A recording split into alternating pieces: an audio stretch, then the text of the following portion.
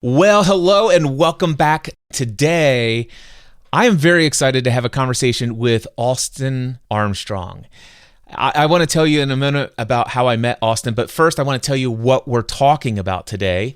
The title that I'm giving this conversation is Stop Thinking Like a Content Creator and Start Thinking Like a Business Owner Who Creates Content.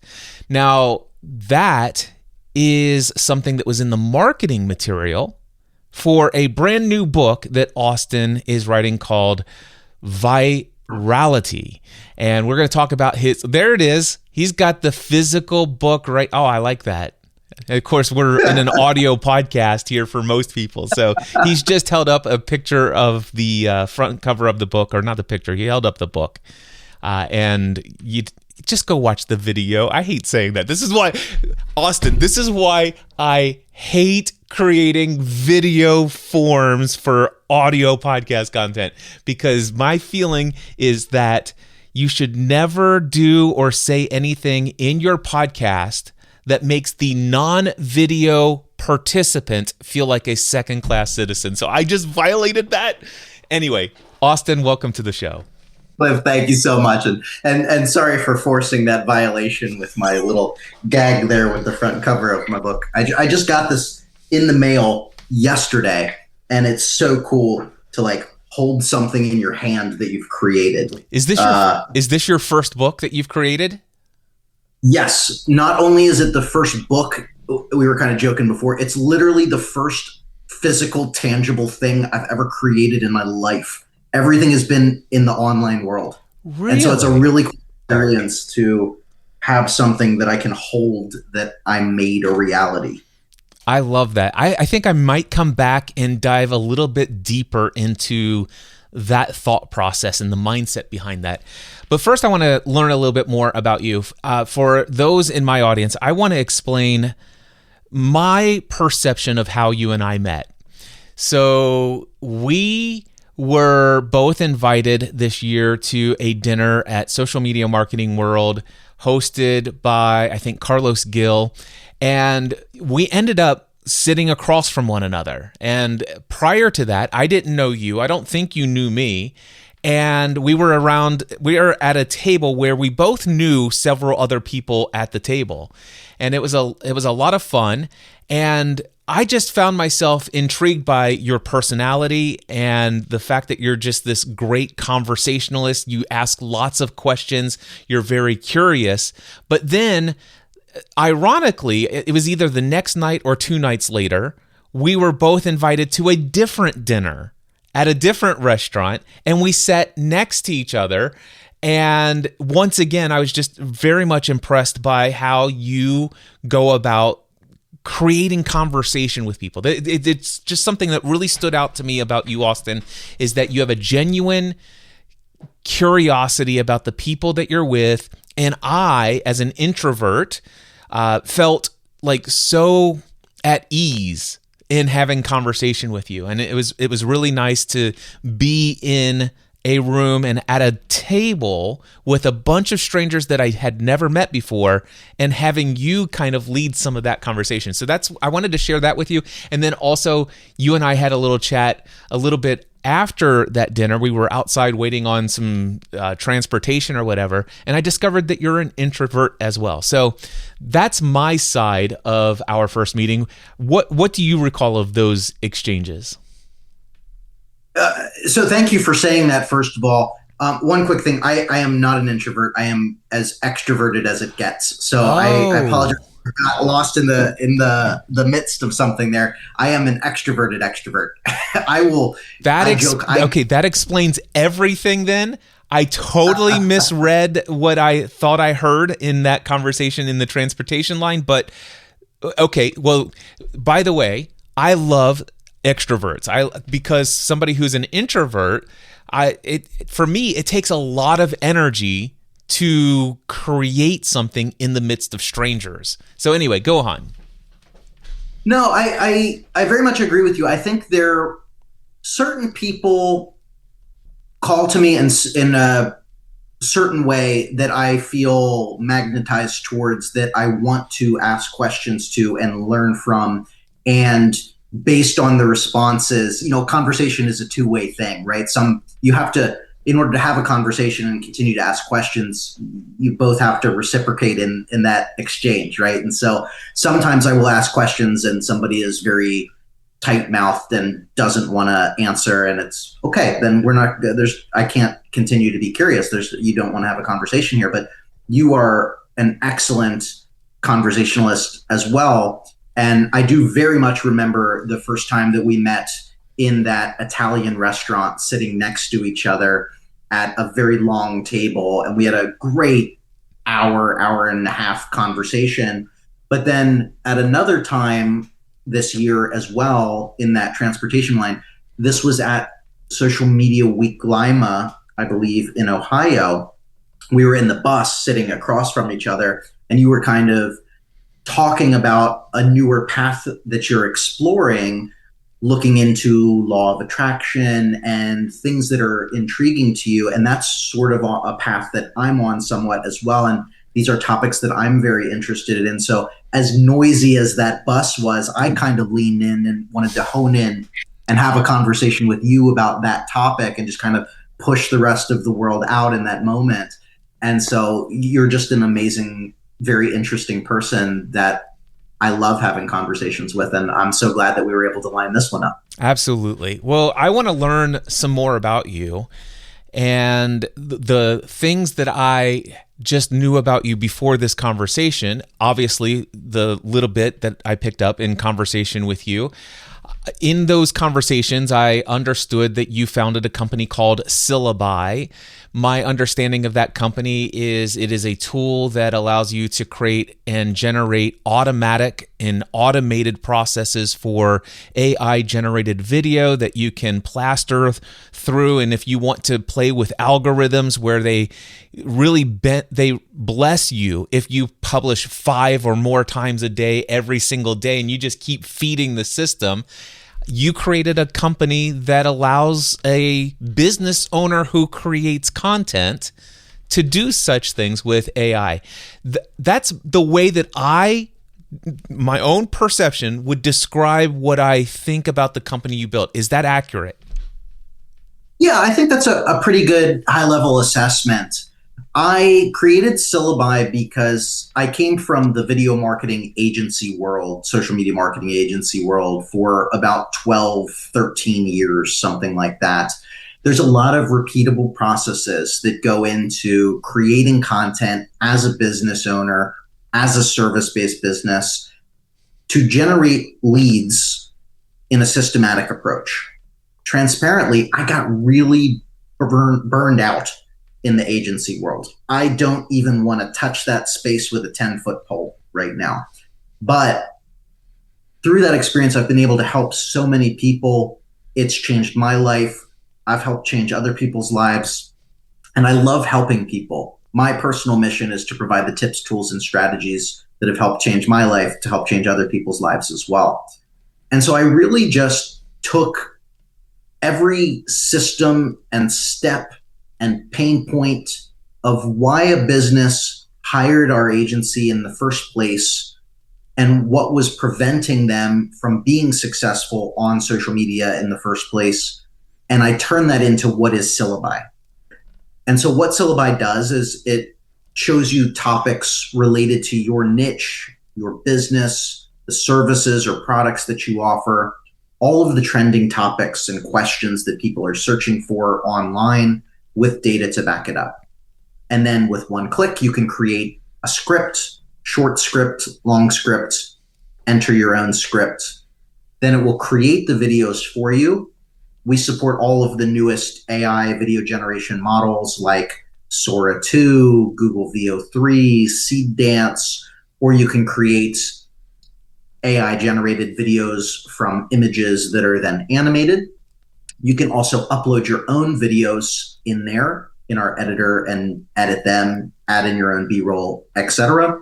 And then we connect with every social media platform so you can schedule, publish, and automate posting to all of those platforms. And then there's some little nuances like you're alluding to kind of hack the algorithms a little bit, fully optimized for SEO. So we automatically generate descriptions. You can enter your call to action links with call to action, URL, phone number, anything that you want in the description of that video so that you can actually capture leads, and you can actually check out your analytics from the videos that you've published through Syllaby as well. So it's really meant to be agency light, kind of A to Z. Everything that I was doing at my agency, you can fully automate for social media with video now.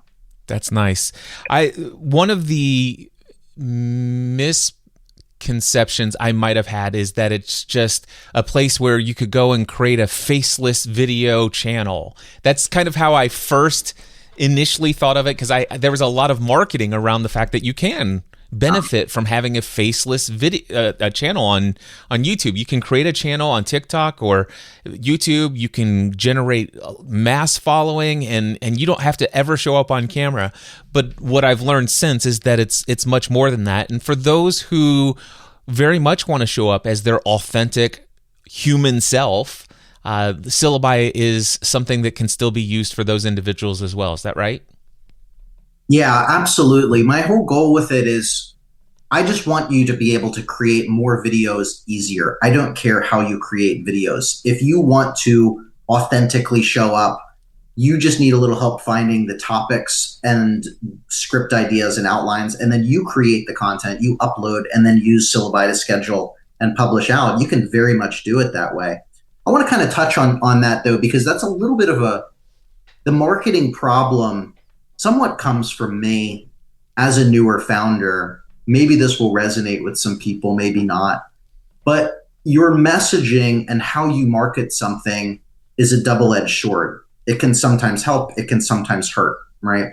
So without like going down a crazy long rabbit hole, when we first launched Syllaby, we targeted service-based business owners. That was our messaging, is this is the A to Z solution for it. We hit a peak saturation moment where we were really strong for about 8 months. Now, at the time, our core video production offering was AI avatars. It was not faceless content. That was also part of it. Yeah, that's what I meant is the AI avatars, where basically I don't actually have to physically show up on camera and make sure that I didn't forget to floss the pepper out of my teeth after lunch. Yes. But there's still some like uncanny valley with that even today. And so kind of 8 months, really strong growth trajectory. Market became super saturated in this space. We were on a 10-month downward spiral from where we were, losing revenue, high churn every single day for 10 months straight. Very, very stressful situation for everybody, pointing fingers, etc. And so what we did to solve that is talk to our users every single day, do user interviews, really find out not who are we creating this content for, who are we creating this platform for, but who's actually using it and adopting the platform. And what we found out was that it really wasn't service-based business owners that were using it in the first place. It was new and aspiring content creators that wanted to just make some faceless videos to get an additional income stream. And so to literally save the business, we pivoted our marketing messaging and our price point from service-based businesses to content creators. In order to monetize online, we cut our price in half, and we switched our flagship feature from AI avatars to faceless videos, AI generated videos. And it's since skyrocketed up. It saved the business. But to your point, it now creates a perception of that's all it does. And that's an ongoing problem that we have. You know, not all business is sunshine and rainbows. Yeah.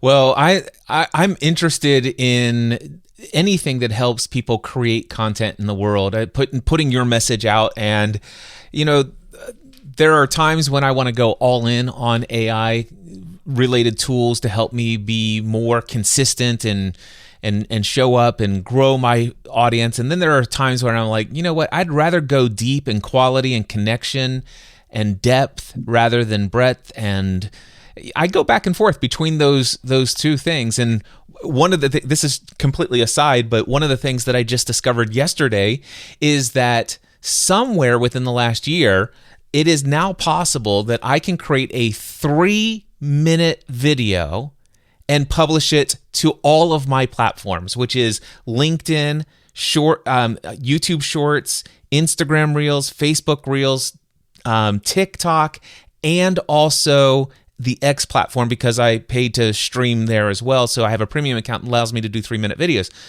Before, I wanted to actually get more involved in creating this 9:16 vertical video content. I'm not camera shy, but I do like to talk. And okay, there was a time when some of the platforms would let you go up to 10 minutes, like TikTok, but you're limited to 60 seconds on YouTube. And then they finally let you go to 90 seconds. I'm like, okay, I can create a powerful message in 60 seconds or 90 seconds, but it's not going to be what I want it to be.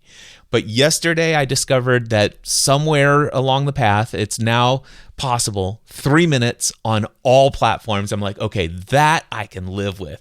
Super excited. Put out my first one yesterday, and I'm thinking about bringing that format to like a pretty consistent several a week, if not maybe once a day. So anyway, have you ran into other people who have ran into those issues? It's like I want to be able to create one piece of content to serve them all, but you got the different platforms that have had different limitations.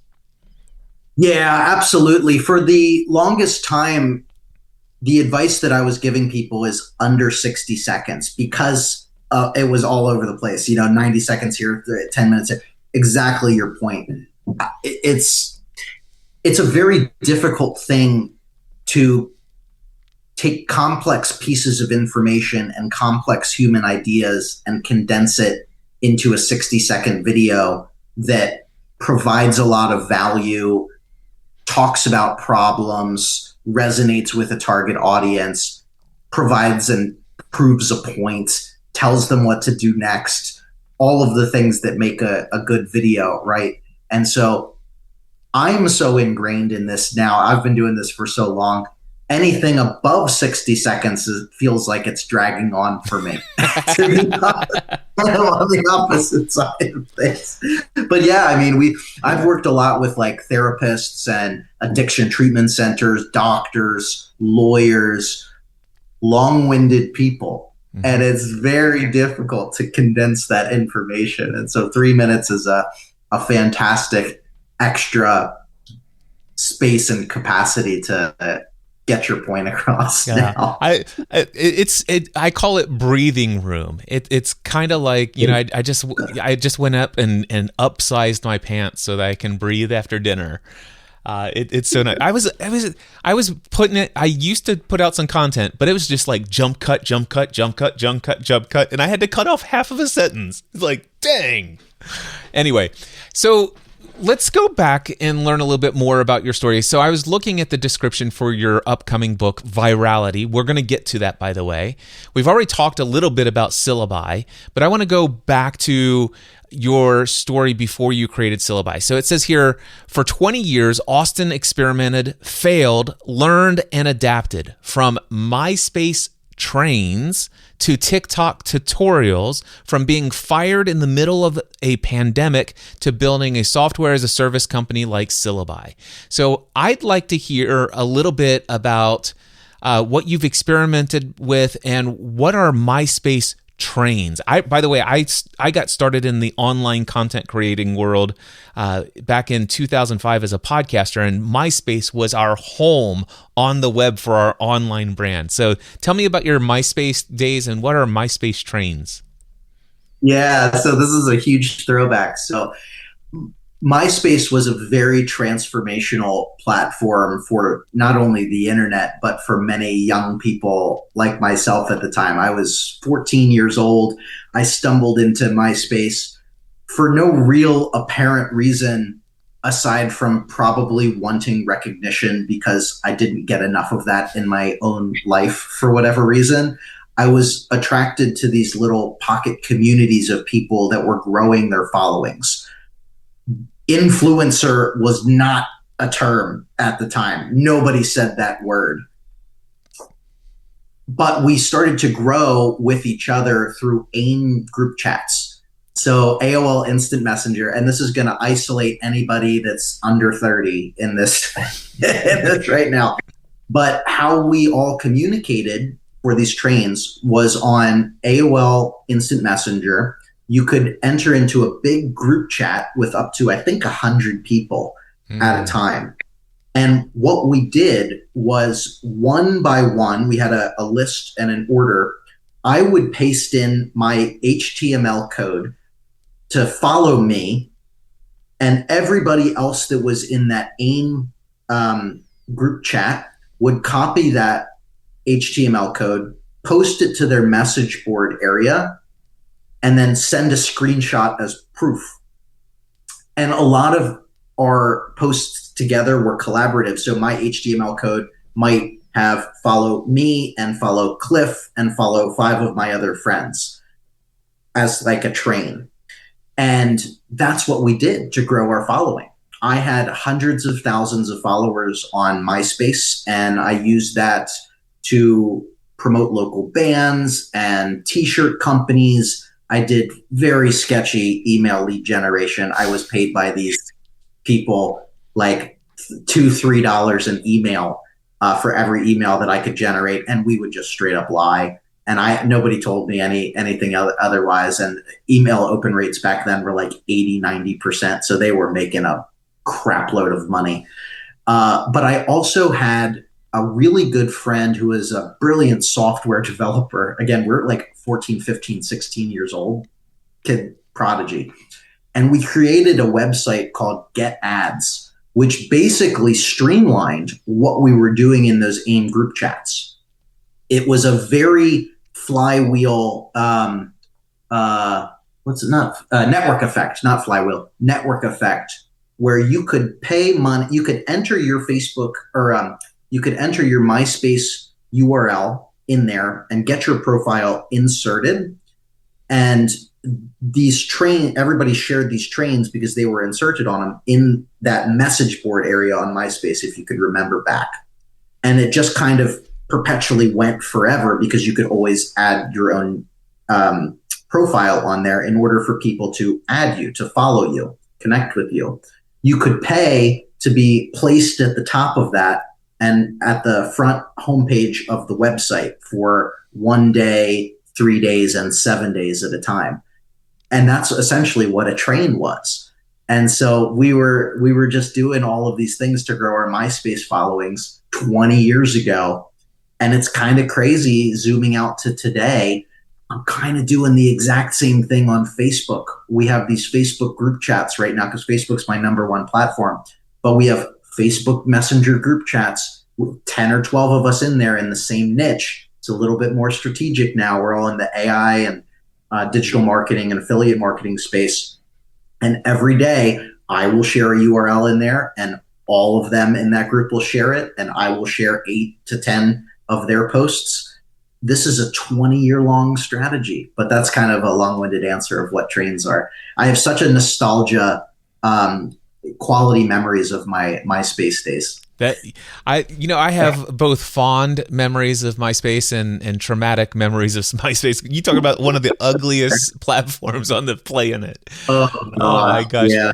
But I never did come across trains, but I did come across, do you remember the guy who created the bitmap page where you could actually pay for pixels and put a logo, your logo in there? I remember that.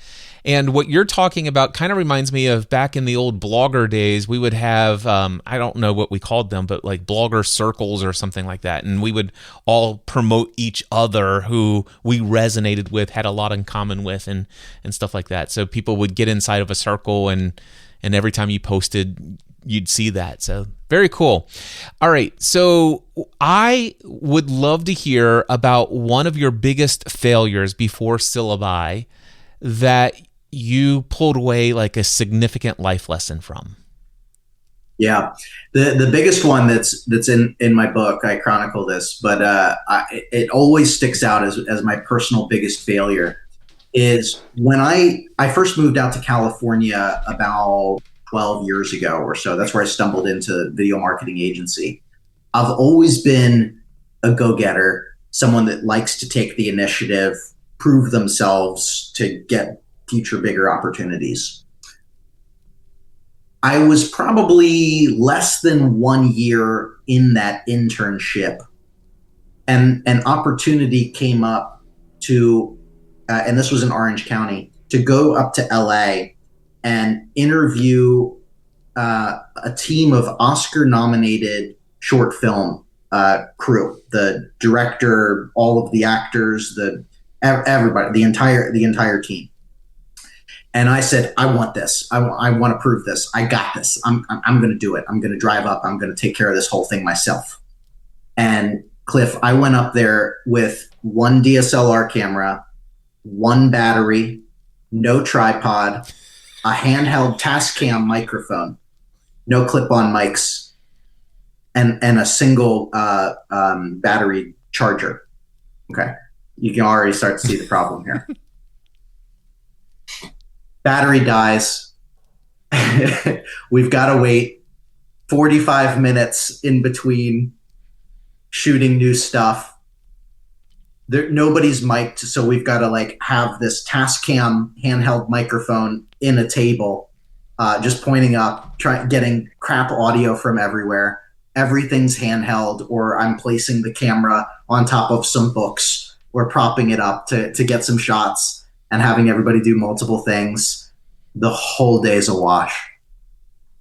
All of the footage is completely wasted and useless.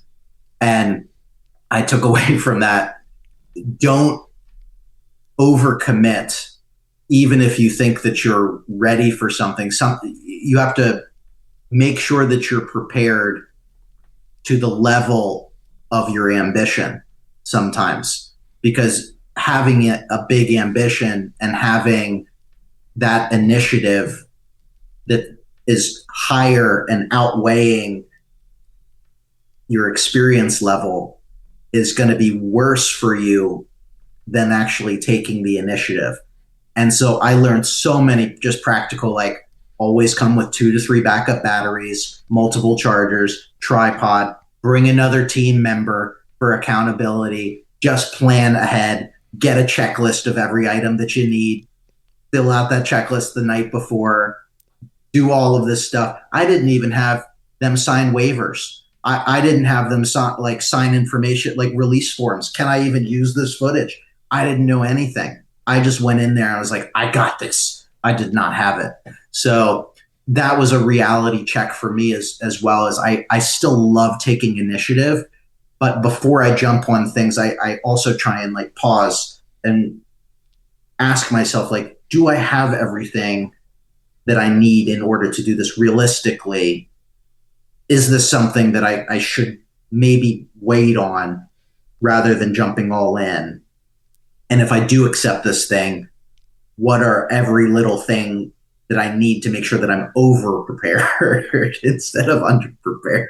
That was an epic loss, man. Yeah, dude, I can totally appreciate that story. And I also appreciate your philosophy coming out of it. It's interesting because for me, as I hear it, and I'm just like putting myself in your shoes, I think about, and of course, easily looking back, hindsight's 2020. I just imagine how much you learned through actually following your ambition and taking on something you weren't quite prepared for. And so in many ways, you learned more by that failure than you might have learned in 2 or 3 months or 2 or 3 years of putting off accepting such an opportunity. And so there's a part of me that wants to say, yeah, call yourself into question before you just hop onto that huge opportunity that seems too good to pass. But then again, it's like, how do you know if you're over-prepared if you don't know what actually being prepared looks like? And something came up. I was watching a TikTok video the other day, and I came across one of the Gary V videos. And he talked about his very first ever keynote address. He's like, listen, I've never spoken. I've never been on a stage. I've never done a keynote. And I'm like freaking out. I have no idea. And these people are paying me a lot of money. And I was either going to get up there and I was going to knock it out of the park, or I was going to bomb miserably. And I didn't know which it was going to be. But here's what helped me going into that. I made a commitment to myself that if I bombed, I'd give them all the money back. And he says, that's been my philosophy. If at any point where I feel like I'm walking into something and I've been given an opportunity and somebody's going to pay me a lot of money to do something that I don't feel like I'm qualified to do, I'm still going to do it. And I'm going to try to knock it out of the park. But if I fail, I'll just give them the money back. And he says, with that mentality, it's really helped me to expand what I previously thought was possible. So I'm sitting here putting these two stories together, and I'm just thinking out loud. Not that one is right or wrong, you understand, but I'm just verbally processing what I'm taking in and what came up as I hear your story. But very cool. Thank you for sharing. I really love to hear people's struggles, because I think there are so many folks out there who follow a lot of content creators, a lot of influencers. They are prolific. They communicate precisely, clearly. They don't have lots of ums and ahs and all these other things. But they don't recognize the amount of failed attempts it took to develop that level of proficiency. What are your thoughts on that? Yeah, absolutely. The uhs and ums things in particular really resonates, because that's something that I really struggled with early on. Toastmasters was a great resolution and training method for that. Getting your reps in as well. So I'll look back at recordings or public speeches that I do, and there's always the occasional pause, brain fart, whatever that comes in there, right? But when I look back at where I was conversationally 10 years ago to where I am today, and speeches that I've done this year, it's night and day. It's the person that I strive to be like, but it's because of those reps. It's because of doing podcast interviews and stepping on stage and having conversations and asking people, and memory recall from talking about information on an ongoing basis over and over again. You become the person that you want to be. You cut out these little habits that you have over time by practicing and self-reflection, looking back at yourself and being like, okay, here's something that I can improve on, as well as asking for feedback. So every time I talk at any conference ever, I always ask for feedback, especially from people that I respect as speakers, that I look up to, that I saw their talk and was like, wow, you moved me. You resonated with me. You did this really cool thing in your talk. Where did you come up with that idea? How did you do that? Do you have any advice for how I can improve? I love the mindset that you just said from Gary as well. And I'm going to bring that in to mine, I think, as well, just reflecting back. But yeah, there's so many lessons that you can learn from failing. You know, there's no failures. There's just lessons learned. Yeah. If you approach life that way. there is no perfect way, but as long as we fail forward and continue to improve and try and let our ego just go and not have ego in the way. It's just, we're all on a journey together. We're all just trying to improve and hide the duct tape behind the scenes. Absolutely. All right. I want to dive into your book. I just pre-ordered it today, by the way. It is available for pre-order on Amazon. In the live stream description of this video, there's an Amazon link. It is an affiliate link. It's not like I'm going to earn enough to put the remainder of my kids in college or anything like that. But it is an affiliate link for disclosure. There you go, Federal Trade Commission. Tell me a little bit about the book Virality. Who's this book for, and what are they going to get from it? Yeah, it's for either the aspiring new content creator and entrepreneur that's at the beginning of their journey, as well as the person that's already doing it. They're a business owner, they're a content creator, they're an agency owner, and they're looking to put fuel on the fire and skyrocket their results with some proven strategies, workflows, frameworks, etc. So it's a two-part book. The first part of the book is somewhat autobiographical, but the lessons that I've learned over 20 years. So that failure story with the Oscar-nominated people is in there. Lots of things like I also co-founded AI Marketing World, which is a conference this year. Really just cool, long story there where in 2019, my boss, when I was still an employee, sent me to the former version of that conference, which used to be called Video Marketing World. He sent me there in 2019. I was a person in the back of the room. I knew nobody. I was just very interested in video marketing. I went, I took vigorous notes. I learned, I applied. The conference shut down in 2020. I exploded on TikTok in 2020. I cold DM'd the owner of that conference. His name's Scott. And I said, Scott, I attended this conference in 2019. I applied lessons. I've grown to about 50,000 followers on TikTok. It's a personal dream of mine to be a public speaker. Would you consider me? He said yes. He let me lead a panel in 2021. I was invited back to be a standalone professional speaker on TikTok in 2022, which was my first main stage, first big main conference stage as a standalone speaker. The conference shut down for some various reasons, 23, 24, but I continued to grow my presence. And in the AI space, last year I said, Scott, let's bring this thing back as AI Marketing World. And I became business owner of that conference. And so from person in the back of the room to owning the conference, you can accomplish anything. So it's a collection of stories directly related to marketing and business that I think will really inspire or hopefully inspire people no matter where they're at in their journey.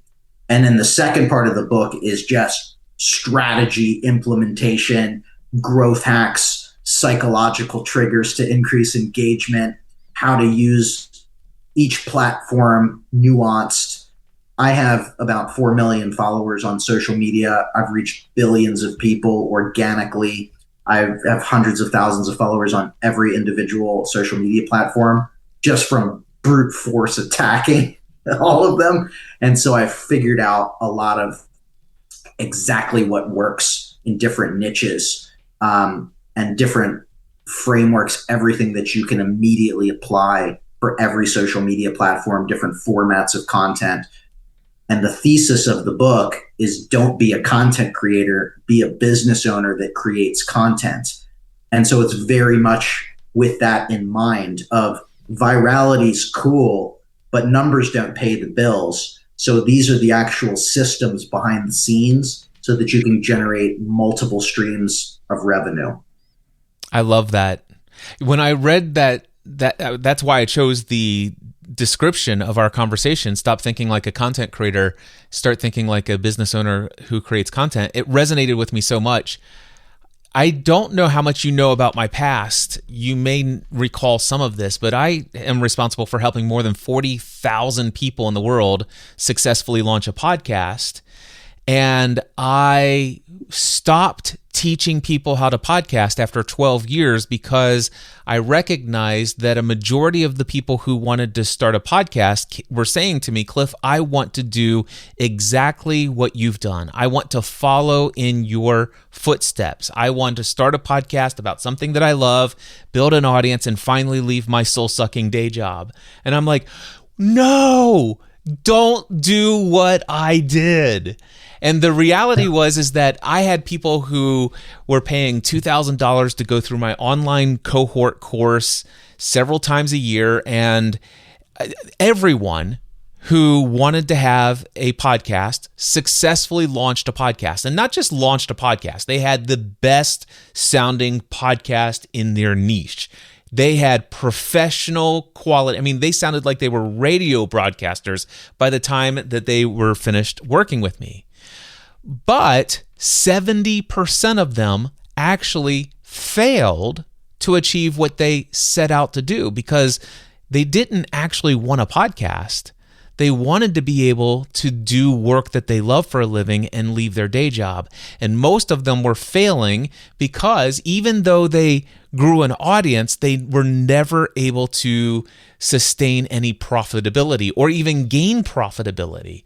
And I'm like, oh, well, gosh, if that's what you want, instead of me teaching you how to podcast, why don't we put that off for about 3 to 6 months? And let's start with step 1 through 7 of building an online business. And then once you've got a validated product or service within a customer who has money, who's aware of a problem that they have, that they're willing to pay to have solved, that you can and want to solve, and you validated somebody will pay you for it, then let's go create some content. And so that's what resonated with me when I saw that phrase in your description. Spot on. You've got it 100%. I mean, that's the misconception that everybody sees when they want to be a content creator, right? They want all of this, exactly what you said, right? They want this life, but they don't realize that to get that life, it's not from ad revenue, from being monetized on social media and the occasional brand deal. No, that's the icing on the cake. That's the nice to have stuff you can't rely on. Build the back end funnel and the systems and the business, that the reason that you create content funnels into all of these systems that are going to way blow out of the water anything that you're going to get from ad revenue, even affiliate marketing, which is a very good revenue stream as well. But occasional brand deals, all of these things, let that just be the bonus for all of the hard work and the systems that you've implemented. Absolutely. Yeah. Well, I'm very much looking forward to getting my copy of your book on my Kindle December 1st when it's released and seeing some of those insights into the algorithms. You've clearly cornered the game on this. I'm one of those individuals who I am very blessed to know people like you.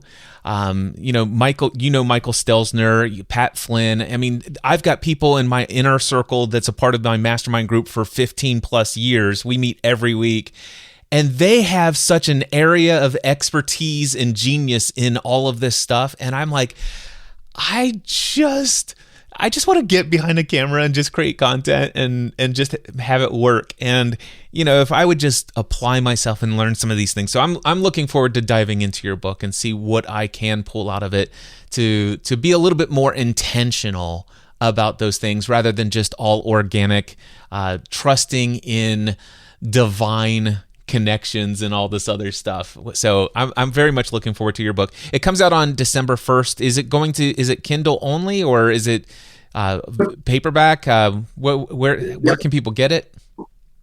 Yeah, it'll be available everywhere. It's Amazon pre-order right now, but we're distributing it through Ingram Spark, so it will be available physical copies wherever you buy books. Hopefully it's a success enough that we can get it into some major bookstores. We'll see. But Cliff, I just want to go back to that, real quick. You have so much wisdom and experience. You're in company with those amazing people. I know Mike Stelzner well, amazing human being. I've learned so much from him, have so much to thank him for. Pat Flynn, I've watched and listened to Smart Passive Income for like a decade. And he's one of the best speakers that I have ever seen in my life. I still remember his talk a couple years ago at Social Media Marketing World, talking about Pokemon, having us laugh, having us cry, all in one talk. Absolutely phenomenal. You're enough, brother. You've got it, man. You have everything that you already need to be right there. Yeah, no, I understand that. It's just that for some reason I've always, up till this point, I'm just like, I don't want to feed an algorithm. I don't want some algorithm to tell me what content I should create, what topic I should create, blah blah blah.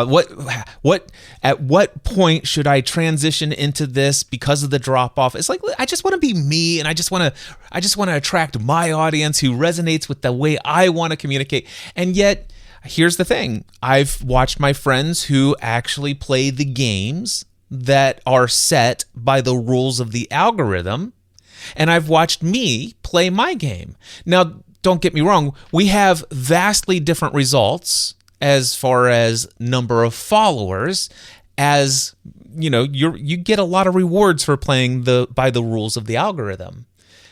At the same time, I'm not complaining. I have a very good life, and I've connected with some incredibly cool people who don't mind Cliff Ravenscraft going on for an hour to 2 hours in a long form video or audio podcast. But I am interested in potentially learning some more tips of the trade of how I can automate a little bit more, but still remain authentic to my core. And I believe your book is going to help me with some insights on that.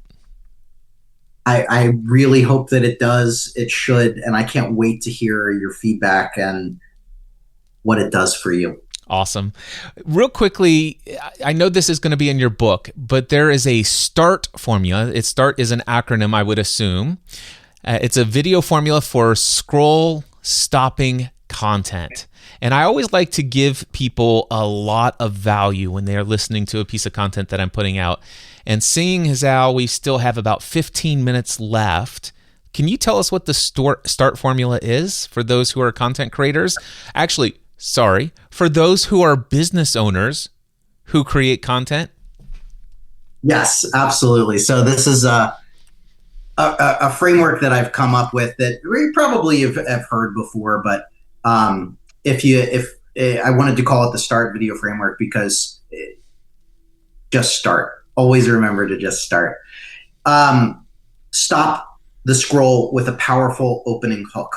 That is the very first thing and most important thing that you have to do in order to capture attention in the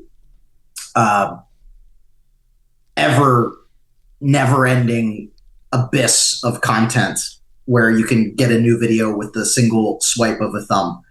So never talk about yourself when the video starts. Sorry, everybody. Hate to be the bearer of bad news. You've got a newspaper headline, stop the scroll with an opening hook. I will do a video like, these 5 websites feel illegal to know. Or if you stack these 3 websites together, the internet's gonna die. Over sensationalize a little bit. Some really practical examples of this that we've done with therapists, for instance, is we will have a person holding the camera asking a question to that therapist or that professional that acts as the opening hook. Something like, hey, Jim, what are the warning signs of a malignant narcissist? If you see that on your feed, you're like, what are the signs of a malignant narcissist? The T, that's the S. The T is talk about a problem. After you've stopped the scroll, you want to build a little bit of intrigue talking about the problem. The A is awareness of that, answer that problem. Okay. Sorry, brain farting over here. Stop the scroll with a powerful opening hook. Talk about a problem. Bring about a little awareness of the awareness of yourself. Awareness and authority of yourself. Brain fart there. This is where you can talk about yourself for just a little bit of time. Who you are, how you're able to help, maybe a case study or an example of how you've talked about that problem or resolved that. The R is the actual resolving of that problem. This is where you can go deep and talk about, these are 3 steps that you can immediately take away to resolve that problem that you're dealing with. Step 1, step 2, step 3. And then tell them what to do next. That's the call to action. Single call to action at the end of that video. Not tag 47 friends, save this video for later, do this, do this. Tell them one single thing to do. They're much more likely to take action on that individual thing. So if you just follow a framework like that, you're going to qualify the audience. You're going to resonate with their problem. You're going to build a little bit of authority of why they should continue to listen to them. You're giving your actionable advice, resolving the problem with the best information. One of the best marketing lessons I ever learned is to give your best information away for free, sell the implementation, and then you're going to tell them where they need to go next so they can contact you, because you've just proven that you are the authority in that space. I like it. And so finish up. No, just that's a framework that I've proven thousands and thousands of times with business owners, professionals, personally, e-commerce products, every service-based business that you can think of under the sun. And it just works for holding attention. So let me see if my instant recall works here. So I'm looking at the letters S.T.A.R.T in front of me. Stop the scroll with a hook. Let's see here. Talk about a problem. Share some awareness and your authority, reason why you have authority on the subject matter. Give a resolution, tips and strategies that they can implement, and then tell them what to do next, which is your call to action. So if I wanted to create my video for yesterday, let's see how I did. I finally figured out how to do what I've always wanted to do with short form video. You see, the problem that I've had in the past is I've always wanted to create short form video, but I wanted to create one video for all the platforms, and 60 seconds just isn't enough. But some platforms would allow 60 seconds, some a minute and a half, and some would let me go up to 10 or 20 or 30 minutes. All I'm asking for is 3 minutes. And boy, I've got some exciting news to share today. This morning, I created a 3-minute video, and I found out that I could upload it to all of the platforms that I have been building an audience around over all of these years. I've been on Twitter since 2007, and I have a large following there, and I can now upload 3 minutes. LinkedIn, thousands of people, 3 minutes. YouTube Shorts, thousands of people. 3 minutes, 1 3-minute video, upload it, put it everywhere. Wow, this is amazing. Here's what I'd like to ask you. Have you been putting off the vertical video craze, creating short form video, 3 minutes in length? Now is the time to do it, because you can do it once and put it everywhere. By the way, I would love to hear from you. Are you creating short form video content? If you are, send me a link to your most recent short form video. And if you're not, tell me what you're going to create your content about within the next 30 days. I look forward to hearing from you, Cliff. How's that? I absolutely nailed it, brother. Awesome. Round of applause. Start formula.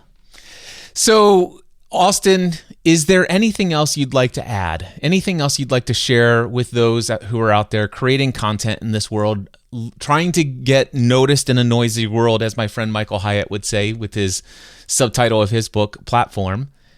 What else would you like to add? Perfectionism is procrastination. Everybody thinks that they need the perfect setup, the perfect time of day that they need to post, all of this stuff that prevents us from just getting started. Just start. Stay consistent. Get out of your own way and show up every single day. I love that. I had a friend of mine come to one of the workshops that I hosted, and he was talking about some struggles he was having in his business. And he says, well, the problem is I've always been a perfectionist. And I stopped him right there and I said, is that right? He's like, yeah. I said, are you sure about that? He goes, yeah, it's always been a problem of mine. I'm like, okay, I'd like for you to name 5 things within your lifetime that you've done perfectly. Silence. Okay. 2, name 2 things you've done in your entire lifetime that were absolutely perfect. And in silence. I said, okay, just one. Just name one thing. What are you're 50 something? Yeah. One thing. Just one thing in 50 years that you've done perfectly. And he's like, yeah, I got nothing. I said, so are you sure you're a perfectionist? Love that. That's brilliant, man. Austin, perfectionist. Austin, it is such a pleasure to know you, my friend. I am so thrilled that the universe set us next to each other at 2 different dinners within 2 to 3 days of one another at a single event, that we also had the opportunity to sit next to each other at yet another event several months later. And this conversation today has just been so enjoyable. I wish you great success with Syllaby, your ability to serve those content creators, those business owners who are creating content. And I wish you great success with your book. I can't wait to read it. Thank you so much for being a guest.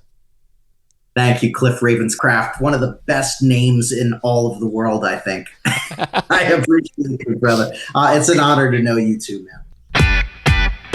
Well, that was my conversation with Austin, and I hope you found some valuable insight for your own content creation journey, content that makes a difference in people's lives and helps bring awareness to the business that you have created to be of service to others.